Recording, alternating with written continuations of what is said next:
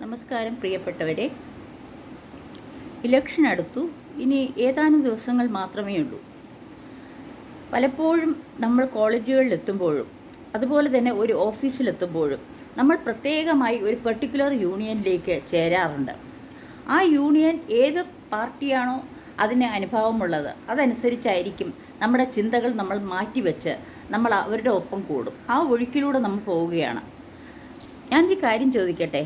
നമ്മൾ വോട്ട് ചെയ്യുന്ന സമയത്ത് നമുക്ക് യഥാർത്ഥത്തിൽ നമ്മുടെ ഓഫീസ് മാത്രമല്ല, അല്ലെങ്കിൽ നമ്മുടെ ഒഫീഷ്യലായിട്ടുള്ള കാര്യങ്ങൾ മാത്രമല്ല നമ്മൾ ഓർക്കേണ്ടത്. നമ്മുടെ സമൂഹത്തിൽ നമ്മുടെ കുട്ടികൾ വളർന്നു വരുന്നു.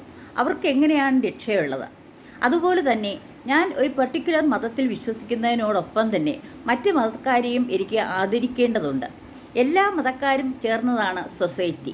അതിന് പറ്റുന്നത് എവിടെയാണ്? എല്ലാവർക്കും ഇക്വാലിറ്റി കിട്ടുന്നത് എവിടെയാണ്? എൻ്റെ അമ്പലത്തിൽ, ഞാൻ ഹിന്ദുവാണ്, എൻ്റെ അമ്പലത്തിൽ ഞാൻ പോകുമ്പോൾ എന്നെ അധിക്ഷേപിക്കാതിരിക്കാനുള്ള ജനങ്ങൾ എവിടെയാണുള്ളത്?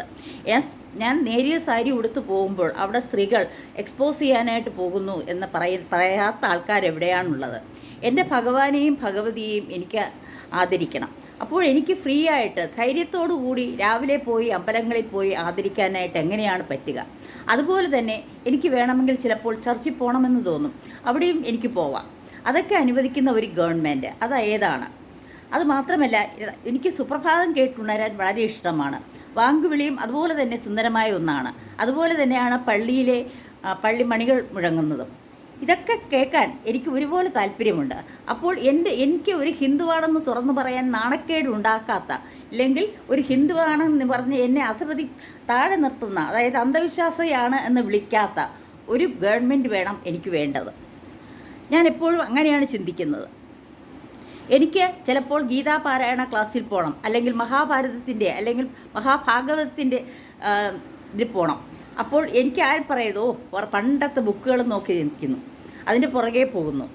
നിങ്ങൾക്ക് ചിന്തിക്കാം. പക്ഷെ ഒരാളിനെ തടയാൻ, നിങ്ങളുടെ അഭിപ്രായം നിങ്ങൾക്ക് പുറത്ത് പറയാം. പക്ഷേ നിങ്ങൾക്ക് ആരെയും തടയാനുള്ള ഒരു അധികാരം ഇവിടെ ആരും തന്നിട്ടില്ല.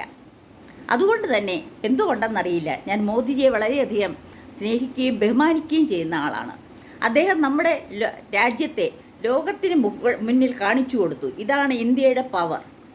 ഇപ്പോൾ ഇറാൻ വാർ നടന്ന സമയം പോലും ആ കടലിടുക്കിലൂടെ ഇന്ത്യയുടെ 2 കപ്പലുകളാണ് വന്നത്. അദ്ദേഹം എല്ലാ രാജ്യത്തോടും ഒരുപോലെയുള്ള എല്ലാ രാജ്യക്കാരുടെയും ഒരുപോലെയുള്ള ബഹുമാനം നേടി. ഗൾഫ് കൺട്രീസ് എല്ലാം അദ്ദേഹത്തെ ആദരിച്ചു. അതുപോലെ തന്നെ യൂറോപ്യൻ കൺട്രീസും ഒക്കെ, റഷ്യയും ഈവൻ ചൈനയുമായിട്ട് പോലും നമ്മൾ സൗഹൃദം വളർത്തിയെടുത്തു. അപ്പോൾ നമ്മൾ എന്താണ് ചിന്തിക്കേണ്ടത്? നമ്മൾ പൊളിറ്റിക്കലായിട്ട് നമ്മുടെ രാജ്യത്തെ ഉയർത്തിപ്പിടിച്ചത് ആരാണോ അവർക്ക് നമുക്ക് വോട്ട് ചെയ്യുക. അങ്ങനെയല്ലേ?